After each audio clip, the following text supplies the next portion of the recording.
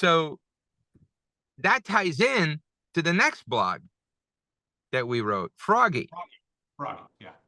And shortly thereafter, a few days after, it's towards the end of the meet, I get summoned again.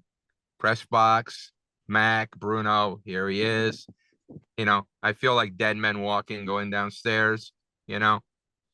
And this is early in the day. I have a date for later in the day that we're supposed to go to the turf terrace and have lunch and watch the races.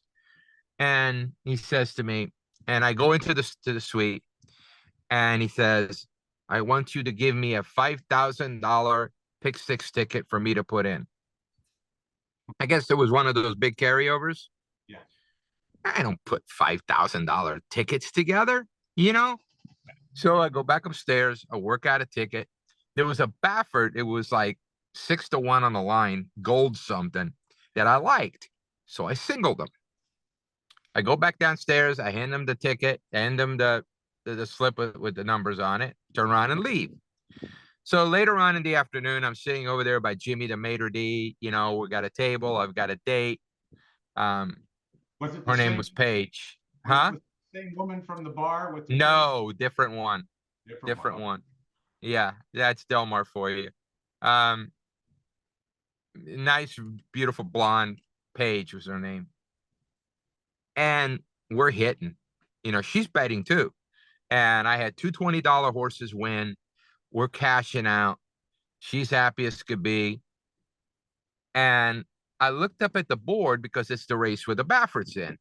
I look up at the board. I think we're 3 races into the pick six. And the Baffert's like 9-1. I'm like, whoa. I singled a 9-1 horse. And, I expected to be action. Then I noticed right next to it, there's a 6-5 shot. Like, who's the 6-5 shot? I don't remember. So I pull open the program, and she looks at me and says, what's wrong? Your face just went white as a sheep. I looked up at her and I said, I put in a $5,000 ticket with the Prince of Saudi Arabia.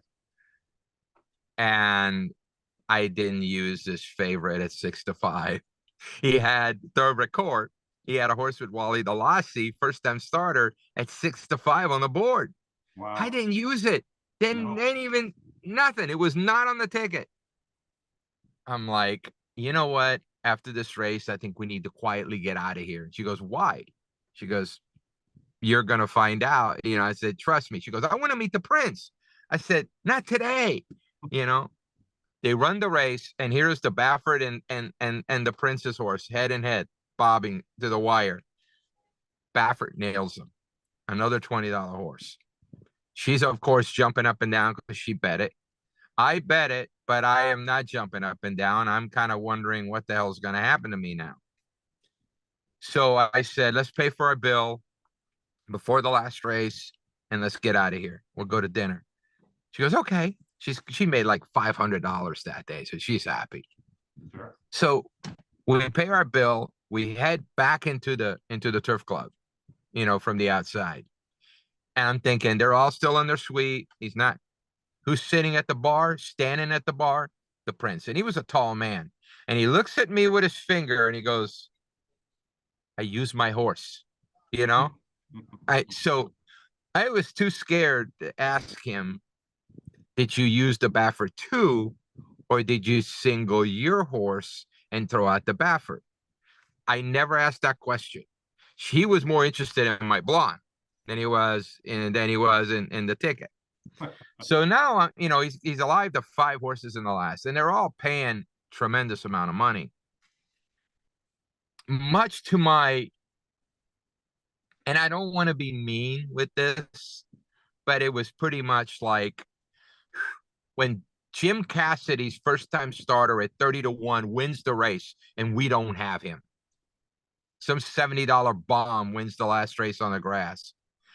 And I'm just going, thank God. Because I did my job, but, and she's all excited because the Prince is flirting with her. you know, and she's all happy. And we're walking away, and just starting to feel my sweat starting to subside. And she goes, "What a great day. I got to meet a prince," you know? Yeah. And I'm thinking, yeah, and I'm still going to be able to walk around and have all my fingers and my head still attached, you know?